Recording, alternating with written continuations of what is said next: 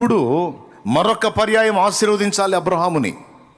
ఎంత అంటే అబ్రహాము పట్టజాలనంత విస్తారముగా దీవించాలనుకున్నాడు. అనుకున్నప్పుడు ఒక్కగానొక్కడై ఉన్నవాన్ని అడిగాడు, దా ఇవ్వు. ఆ బిడ్డని ఇవ్వటానికి సిద్ధపడ్డప్పుడు అబ్రహాము బేరం ఆడలేదు. ఉన్న ఒకడిని నీకిచ్చేస్తే ముందు పుట్టినోడేమో అరణ్యంలో వదిలిపెట్టమన్నావు, వాడు పోయాడు. ఇప్పుడు చెప్పిన మాట ప్రకారం ఈ చిన్నవాడిని ఇచ్చావు, ఇస్సాకుని ఇచ్చావు, వీడిని కూడా ఇవ్వమని అడుగుతున్నావు. మరి ఇచ్చిన తర్వాత మళ్ళా ఇస్తావా? ఏమాత్రం ఇస్తావేంది? ఆయన ఇవ్వమన్నాడు, నేను ఇచ్చేస్తా అంతే. ఇవ్వని ఇవ్వకపోని, ఆయన ఏమన్నా చేయని నాకు అనవసరం. ఆయన కోరాడు, నేను ఇస్తా అంతే.